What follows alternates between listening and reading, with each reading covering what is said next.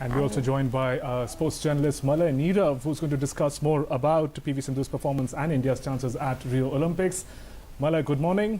Good morning. And tell us, one champion inspiring the other. Yesterday it was Sakshi Malik, today PV Sindhu. Yeah, great.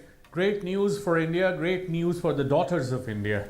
I think it was a remarkable feat by Sindhu yesterday because the way she played, effortless, absolutely brilliant, you know, and she showed aggression when she needed to show aggression. It was controlled aggression when she needed to control aggression. And this is where I say hats off to Pulela Gopichand, the man who has groomed her ever since she was a kid. And no wonder Sindhu's father has praised Gopi for everything that he has done for this girl. Right, Mr. Neerav, also would you say that, she's getting, it wouldn't be wrong to say that she's getting better by the game. I mean, look at the smashes, the relentless smashes, the strokes, and that razor-sharp performance there by PV Sindhu. Yeah, superbly played, continuously improving, showing confidence, and also taking full advantage of her height. That is one thing which we must not ignore. Absolutely. And the way she has smashed, the way she has covered the court, the way she has engaged the player, the opponent in the long rallies and then taken the chance and attacked.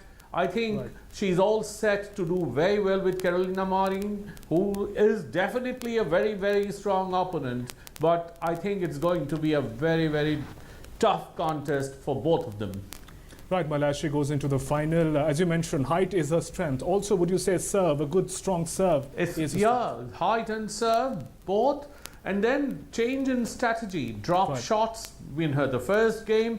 Good smashes. One, she's 9-9. She doesn't look behind. 11 straight points after 10. So that is where you test the mettle of a good player. And the good player knows how to change strategies. When she was asked about the strategy to be adopted today, and both she and her coach were very right when they said they will study, they will see how best they can match. So I think the best thing to do for her today would be to make sure that she makes Carolina run from one corner to another and gets the best out of her, and then gives her best when it is required. Right, Mr. Neerav, of course, it's her court coverage and her tactics are spot on. It's incredible. But, even though the medal tally at the Olympics this time may not be that much, but this time with PV Sindhu's win, it's a sensational result for Indian badminton per se. Absolutely, absolutely. And it shows the way for the future badminton stars.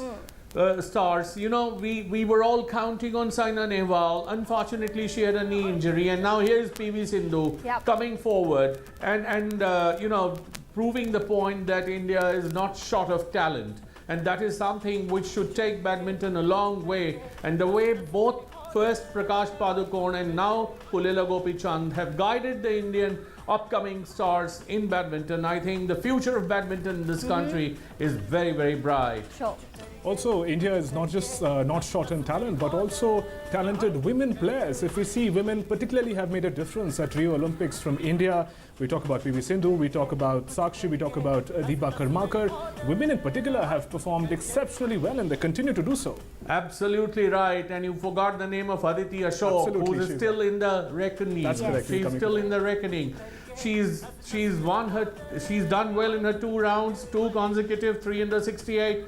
Now she is there just at number 8, just 4 shots away. Now, she is a strong medal hope. Don't forget that we can't give her up, we can't write her off yet. She is there, she's standing like the rock of Gibraltar. She is doing very well, and I expect her to bring another shot of glory for Indians. All right, Mr. Neerav, the first Indian in an Olympic badminton final for the second time in less than 24 hours. India have been assured of an Olympic medal.